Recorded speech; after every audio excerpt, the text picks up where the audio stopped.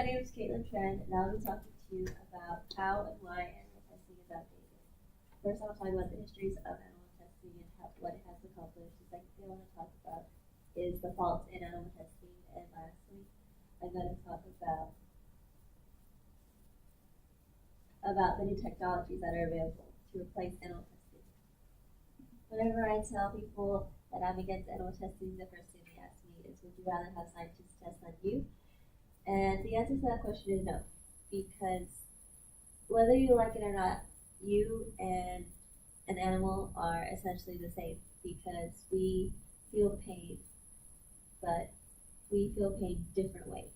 But just because it's different doesn't mean they don't feel it at all. So this is an example of a satire, because they still feel pain, they just don't feel it the same way as us. So that doesn't make it ethical. And this is another example of how animal testing is compared to the lives of humans. And that shouldn't be debatable, because either options are not ethical. So animal testing has accomplished many things, such as treatments for genital herpes and neonatal herpes and HIVs. They allow a faster treatment for patients, and they prevent blindness, and they save lives. And the third point I'll talk about is they help us understand cancer and how to treat it. And it also has helped us understand how cancer works and through the use of animal testing. Now, animals are essentially all different, because they are different sex, they're different age, they have different species, they have different DNA, the same way that we do as humans. So, for example, humans, they have different allergies, such as lactose intolerant or just allergic to nuts. So they are not the same physiologically and biologically and in the same mindset as us. Some faults in the testing methods include their unrealistic ways of dosaging, and scientists say that it is based on real life situations, but it really isn't, because one of the studies produced on rats included giving them 552 bottles of soda, and another included a decaffeination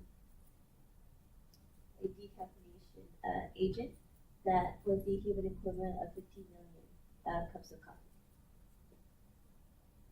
And animal testing is a profitable market, which is why universities and scientists, they all are for animal testing.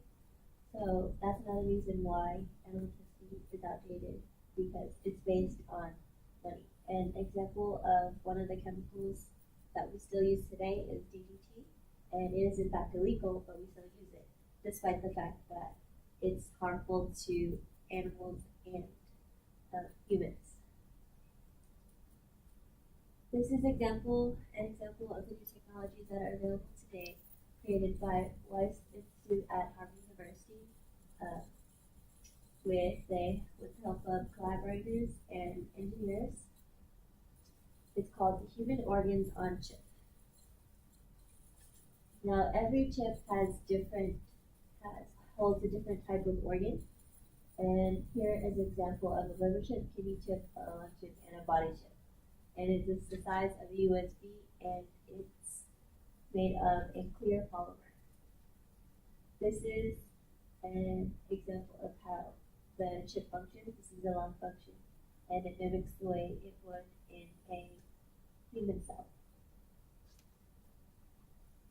This is how they program the human chip through technologies in the laboratories, and they hook it up to the computers, and they inject the chips with human cells.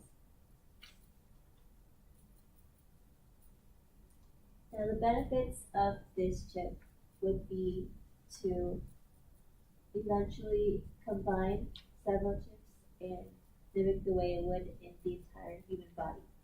Here are some examples of how it would function in the human body. And here is another example of the different functions that it would have for different chips. Now we only saw the one chip because that was the first one that was invented, but all of these are examples of what they do look like. Now the last thing we'll talk about is don't be afraid of change, because we have used animal testing for so long that it's hard to stray away from it, and we don't know what new technologies has brought us, but I just showed you an example of the human organoid chip. So that is all I have for you today.